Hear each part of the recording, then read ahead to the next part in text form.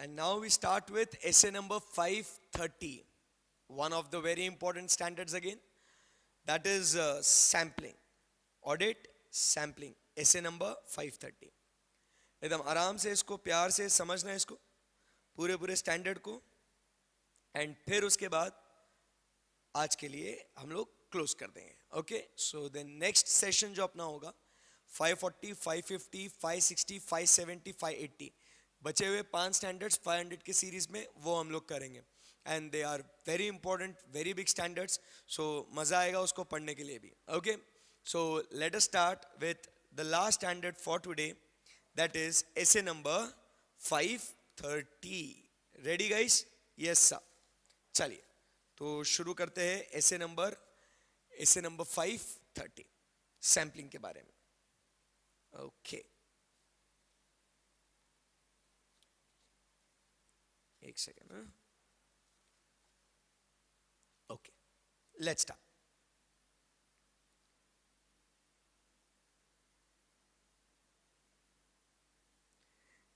हम लोग बहुत ही सिंपल तरीके से इसको समझेंगे. essay 530 जो बात करता है अबाउट ऑडिट सैम्पलिंग. एकदम इसका सिंपल एग्जांपल मैं आपको देता हूं ऑडिट सैम्पलिंग का. Try to understand.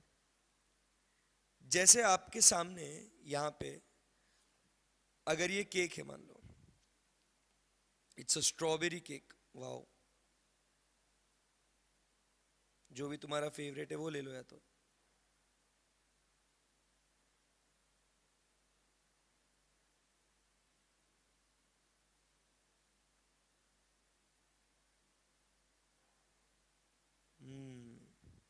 Strawberry with cherries,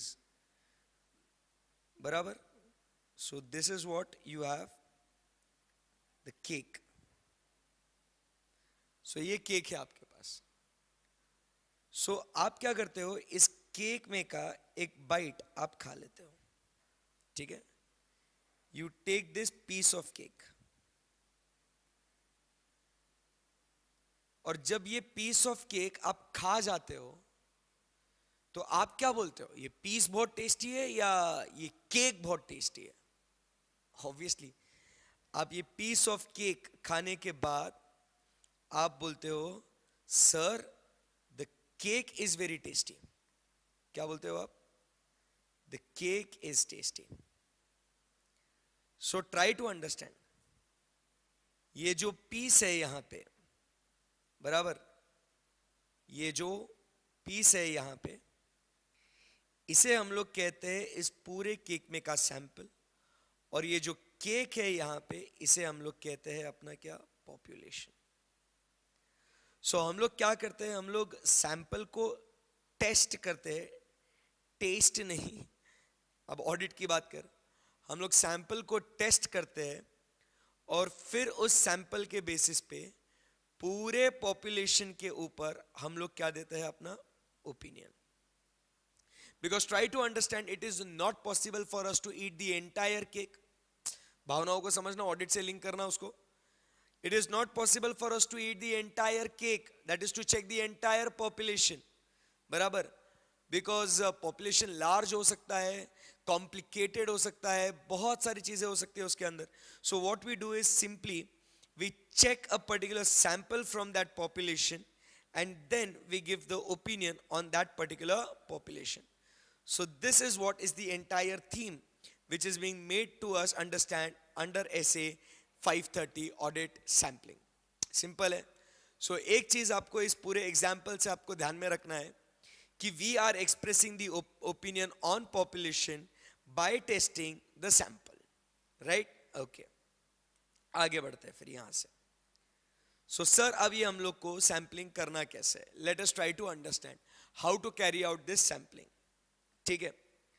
सो जब हम लोग सैंपलिंग कर रहे हैं तो सबसे पहले what we need to know is the objective. क्या मालूम होना चाहिए अपने को? ऑब्जेक्टिव, गोल, कि हम लोग क्या चेक करना चाह रहे हैं. What is the objective? That is हम लोग को कोई मिस स्टेटमेंट्स ढूंढना है, या हम लोग को कोई डेविएशन ढूंढना है? सर ये क्या है बच्चों? मिस स्टेटमेंट्स यूजुअली हम लोग को ट्रांजैक्शंस में दिखते हैं और डेविएशंस हम लोग को यूजुअली कंट्रोल्स में दिखता है। जब भी हम लोग टेस्ट ऑफ डिटेल्स परफॉर्म करते हैं सो हमें मिलता है क्या? Miss statements.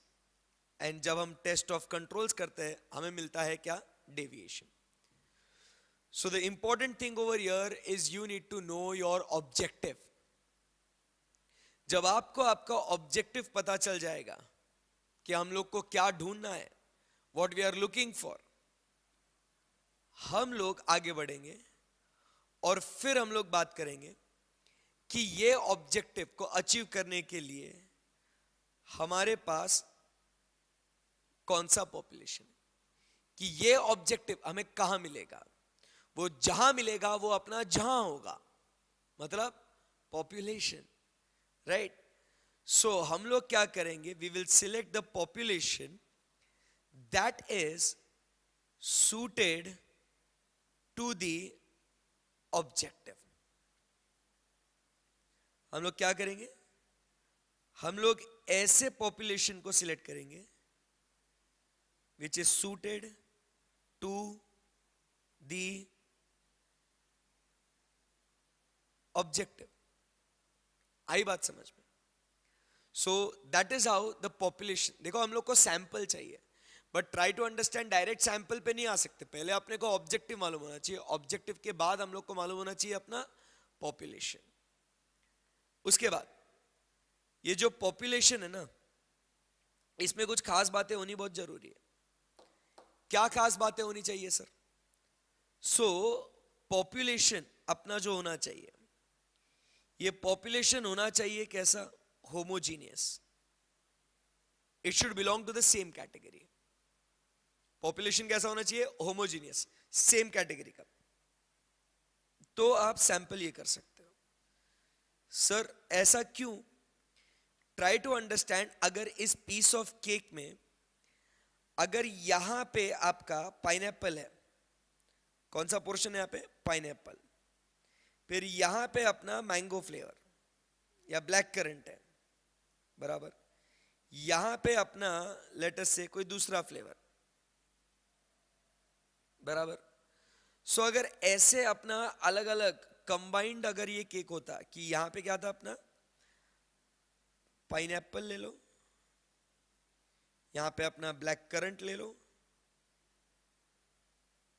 यहां पे मैंगो ले लो और यहां पे स्ट्रॉबेरी है, मतलब ये मिक्स फ्रूट केक है। और फिर आपने इसमें से ये एक पीस आपने खाया मैंगो वाला पीस आपने खाया। So can you tell that the piece of cake is tasty or the cake is tasty? Sir, उस टाइम पे we cannot say that the cake is tasty, क्योंकि सर मेरे को नहीं मालूम ना पाइनएप्पल का टेस्ट कैसा होगा, so I cannot comment on the entire cake। Same way में अपना पॉपुलेशन कैसा होना चाहिए? होमोजीनियस होना चाहिए, तब जाके हम लोग उस पॉपुलेशन पे ओपिनियन दे सकते बेस्ड ऑन सैंपल। उसके बाद सेकेंड पॉइंट क्या कहता है? आपका जो पॉपुलेशन होना चाहिए, बराबर। सो उस पॉपुलेशन में every item should have equal chance of selection. Every item should have what? Equal chance of getting selected. Next हम लोग क्या कहते हैं कि ये जो पॉपुलेशन है जिस सिस्टम से प्रोड्यूस हो रहा है, system producing the population should be reliable. System producing this population should be what? Reliable. हाँ, ये बहुत इंपॉर्टेंट है, क्योंकि अगर जहां से जो पॉपुलेशन जनरेट हो रहा है, अगर वो अकाउंटिंग सिस्टम बोलो या मैकेनिज्म बोलो या रिपोर्टिंग का प्रोसेस बोलो, अगर उसमें ही अगर फ्लॉ है तो obviously we cannot rely on the population itself, sampling करके कोई मतलब ही नहीं है, right? So the system producing the population should be reliable. And then जब अपना पॉपुलेशन फ्रीज हो गया, अपने को मिल गया पॉपुलेशन, फिर अब हम इस पॉपुलेशन में से क्या निकालेंगे हम लोग? सैंपल. आई बात समझ में? और इसके बारे में अपना स्टैंडर्ड पूरा बात करता है. क्लियर एकदम? सो फिर हम लोग ये सैंपल को सिलेक्ट करेंगे. फिर सैंपल कैसे अपने को सिलेक्ट करना है, उसमें क्या क्या आएगा? तो फर्स्ट अपन क्या कहते हैं, हम लोग को सोचना है सैंपल के साइज के बारे में. किसके बारे में? सैंपल के साइज के बारे में. The size of the sample depends upon the size of organization. Organization बड़ा तो सैंपल साइज ज्यादा. It depends upon the state of internal control. Internal control अच्छे तो सैंपल साइज कम, and vice versa. We talk about reliability of books of accounts. अगर books of accounts reliable तो sample size कम, अगर reliability कम sample size ज्यादा.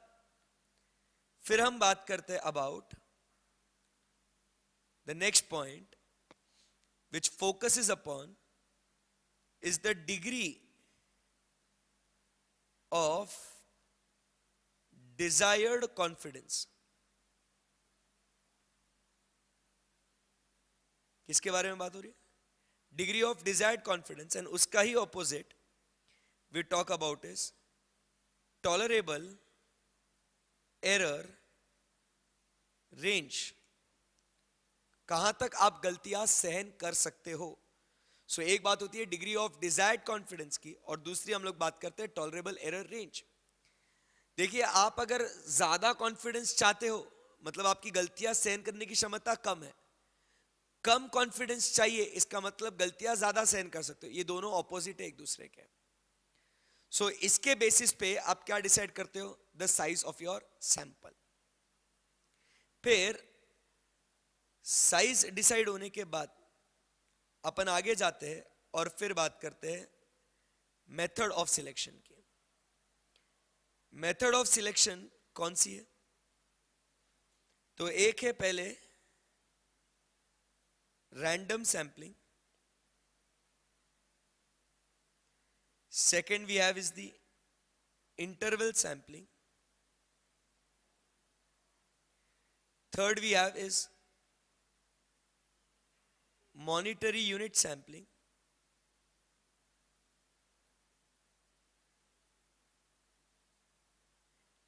And last में we have is the haphazard sampling. Okay. So when we talk about random sampling, we have two methods in random sampling. One is simple random sampling. Another is stratified random sampling.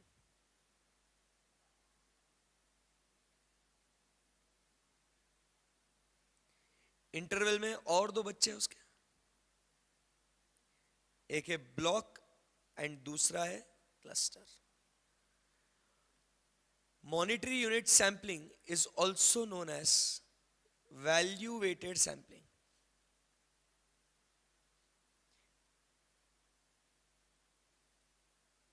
And haphazard sampling is the unstructured method of sampling.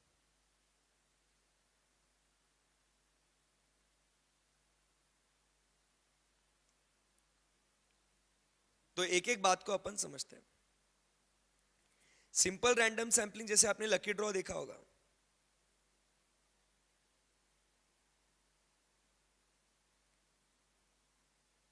It is what simple random sampling, lucky draw. Same way में randomly आप कोई भी voucher select कर लो, कोई भी transactions आप select कर लो, computer randomly कोई कोड जनरेट करेगा, सिलेक्ट कर लो. सो ये जो मेथड है एकदम सिंपल है, रैंडमली सिलेक्ट होता है. सो इसके जो फायदे है, फीचर्स क्या है इसके? इट इज वेरी सिंपल और easy to use. There is no bias and every item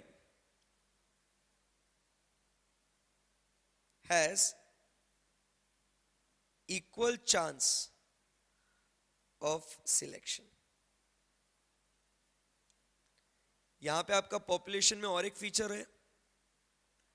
This population should be representing, this sample should be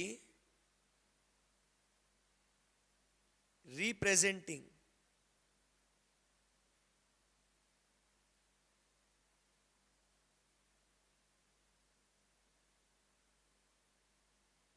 the entire population. ऐसा सैंपल होना चाहिए. सो यहां पे इसके एडवांटेजेस क्या है? It is simple, easy to use, no bias, every item has equal chance of getting selected. But ये मेथड पॉसिबल कब है? So only when the population is what? Homogeneous. अगर आपका पॉपुलेशन होमोजीनियस नहीं है तो आप सिंपल रैंडम सैंपलिंग नहीं यूज कर सकते. अगर आपका पॉपुलेशन हेट्रोजीनियस है तो आपको फिर उसे डिवाइड करना होगा. Divide it into group of known items, जिसे हम लोग स्ट्रेटा या स्ट्रेटम कहते हैं. एंड फिर इसके अंदर हम लोग रैंडम सैंपलिंग करेंगे. That is nothing but called as what? Stratified random sampling. Exam में एमसीक्यू के लिए ध्यान में रखिएगा. होमोजीनियस पॉपुलेशन में सिंपल रैंडम, हेट्रोजीनियस पॉपुलेशन में stratified random sampling. Interval sampling एक n नंबर सिलेक्ट करना, उसके बेसिस पे आप सैंपल को सिलेक्ट करते जाओगे. मतलब अगर ये पॉपुलेशन है आपका and if your interval is what? 2, सो 2, 4, 6, 8 ऐसे एंड तक आप क्या करते जाओगे? आपका सैंपल आप सिलेक्ट करते जाओगे. ये आपका इंटरवल सैंपलिंग है. यही ब्लॉक में क्या होता है? एक ब्लॉक आप सिलेक्ट करो ऑफ कंसेक्यूटिव आइटम्स और उसमें आप इंटरवल लगाओ. क्लस्टर में आप छोटे छोटे क्लस्टर्स बनाओ, उसमें आप सैंपलिंग करो. That is called as what? Interval sampling. Monetary unit sampling is value को वेटेज देते हुए. मतलब अपन कहते हैं ना कि मुझे ₹10,000 के ऊपर वाले ट्रांजैक्शन चाहिए, मुझे ₹1 लाख वाले ऊपर के ट्रांजैक्शन चाहिए, एनी वैल्यूएटेड. बेसिकली आप यहां पे क्या करते हो? आप यहां पे फिल्टर लगाते हो मॉनिटरी को वेटेज देते हुए. और हैप्पैजार्ड मतलब सबका मिक्सचर. इसके बेसिस पे जो आपने सैंपल को सिलेक्ट किया, इस सैंपल को अब आपको इवैल्यूएट करना पड़ेगा. इवैल्यूएट करने के 2 तरीके. एक है स्टैटिस्टिकल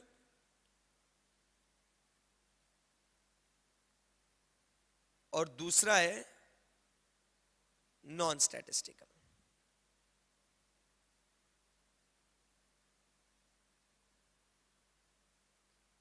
ये कैसे डिसाइड होता है? Based on probability.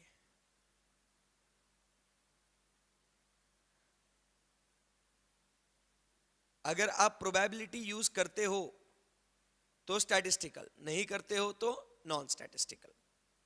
सो जब आप कंप्यूटर की सहायता से प्रोबेबिलिटीज को यूज करके कि इतने में उतना तो उतने में कितना, तो वैसे जब आप इवैल्यूएशन चालू है सैंपल का तो उसे हम लोग कहते हैं स्टैटिस्टिकल सैंपलिंग. बट जब आप आपका खुद का प्रोफेशनल जजमेंट यूज करते हो सो उसे हम लोग कहते हैं non statistical sampling, which is also known as what? Judgmental sampling. उसे हम लोग जजमेंटल सैंपलिंग भी कहते हैं. एंड फिर ये इवैल्यूएट करने के बाद आपने किसको इवैल्यूएट किया? यहां पे सैंपल, कि सैंपल में मिसस्टेटमेंट्स है या नहीं है. ठीक है. सो अब आप क्या करेंगे? आगे जाके अब आप उन सैंपल के मिसस्टेटमेंट्स को प्रोजेक्ट करेंगे. That is the next concept we talk about, is the projecting of misstatements. कि इतने में उतना तो उतने में कितना. ये प्रोजेक्टेड मिसस्टेटमेंट्स करना क्यों जरूरी है? Why it is necessary, why it is essential? Very simple logic. क्योंकि we have to give the opinion on the population and not on the sample. अपन ने सैंपल में कितने मिसस्टेटमेंट्स है वो निकाला. We can not give the opinion on sample, we have to give the opinion on population. So what we do, we project those misstatements कि sample में इतनी गलतियां है तो पॉपुलेशन में कितनी होगी, इसलिए तो पॉपुलेशन होमोजीनियस चाहिए. फिर जब आपके प्रोजेक्टेड मिसस्टेटमेंट्स के बेसिस पे आप इसको कंपेयर करोगे with what, the tolerable error range, और अगर ये projected misstatements are greater than tolerable error range या projected misstatements are equal to tolerable error range, हम यहां पे कहते हैं ये टॉलरेबल एरर रेंज कहां से आया, सवाल उठा रहे हो आप ऐसे, ये पढ़ा था ना अपन. टॉलरेबल एरर रेंज, कितनी गलती आप सहन कर सकते हो. अब आपको प्रोजेक्ट करके मिला ना इतनी गलतियां हो सकती है. सो आप इसे कंपेयर करोगे and then you say there is an unacceptable sampling risk. कब, जब आपका प्रोजेक्टेड मिसस्टेटमेंट्स एक तो greater than tolerable error range है या it is equal to tolerable error range, तब जाके कहेंगे it is what, unacceptable sampling risk. Sampling risk क्या होता है, रेगुलर लेक्चर्स में बात हुई है इसकी, फिर भी एक बार बता देता हूं, जो क्लास में नहीं पढ़े हैं दूसरों जो बच्चे हैं वो. Unacceptable sampling risk, sampling risk मतलब जो ओपिनियन आप सैंपल के बेसिस पे दोगे और अगर वही ऑडिट प्रोसीजर्स परफॉर्म करके अगर आपने पूरे पॉपुलेशन पे ऑडिट किया होता और फिर आप ओपिनियन देते, तो सैंपलिंग के बेसिस पे ओपिनियन और पूरा पॉपुलेशन चेक करने के बाद का जो ओपिनियन, दोनों अलग अलग होता ना. तो वो अलग अलग होने की संभावना है, वो risk is nothing but called as what, sampling risk. तो अनएक्सेप्टेबल है, आपको और चेक करना पड़ेगा. बट अगर projected misstatements is less than tolerable error range, बराबर, तो आप आपका ओपिनियन दे सकते हो. So this is what we talk about. अरे मजाक मजाक में इतना हो गया बढ़ के. This is what we talk about is the sampling concept, right. So आप ये पूरा पूरा सैंपलिंग वाला जो पार्ट जो आपको पढ़ाया, नोट्स में से आप इसको रीड कर लेना, ठीक है. सो यहां पे मैं इमेज आपके लिए ये छोड़ता हूं.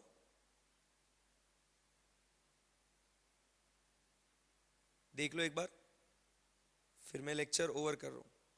जाना है ना आपको, इसका आप फोटो निकाल लो या जो वर्चुअल में देख रहे हैं इसको पॉज करके लिख लेना इसको.